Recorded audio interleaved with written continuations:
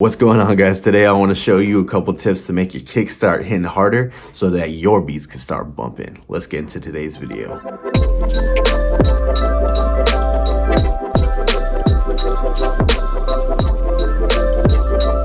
So the first thing I want to talk about is kick selection. You're going to want to get a kick that already hits hard so that later on you're not going to have to do a ton of processing and it'll save you a ton of time. Using EQ is going to be one of the first ways that you can get your kicks hitting harder. Usually you don't want to boost your kick too much under 80 hertz because that's where a lot of the sub bass is going to be. Personally, in my beats, where I'm usually boosting is at about 100 hertz to 160 hertz, and I'm only doing it at about 5 dB. Any EQ is going to work on this really. It doesn't matter which one you use, but when you do boost, try to use something with not too wide of EQ because then you're going to get a little bit more mud. You're going to get more lower frequencies that you don't want. Check it out, I got a kick right here without EQ on it. You can see on the EQ that it already hits pretty hard around this. Where do I have that at? At the 110. So if I was to boost it a little bit,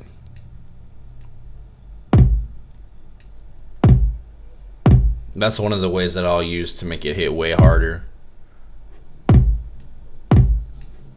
Something about like 5 dB right there.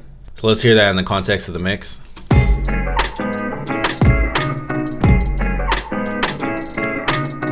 This is with the EQ back on.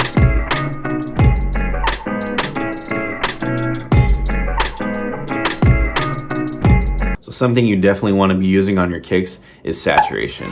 And the reason why is because it adds upper harmonics to your kick. So on smaller speakers like phone speakers, it's going to come across a lot louder opposed to if you didn't have any on there. So my go-to saturation is usually Saturator by Softtube. And so what I'll usually end up putting the setting is to keep low so that it doesn't mess with any of the low frequencies. So I got it soloed out over here and I got the effects bypassed. And if you look at the meter over here, it's peaking at about just a little bit over -8. And then I'm going to throw back the saturator back on it. The kick sounds like it's hitting harder, but it's only going to -9 now, about -9.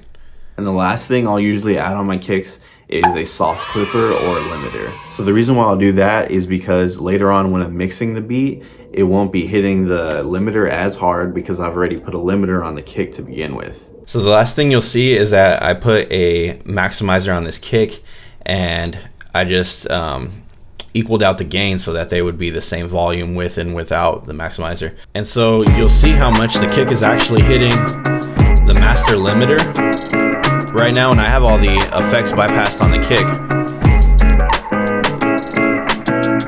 And right, so I put everything back in.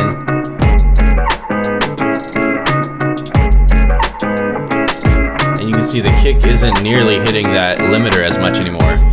So that's really going to benefit you in getting your mixes louder.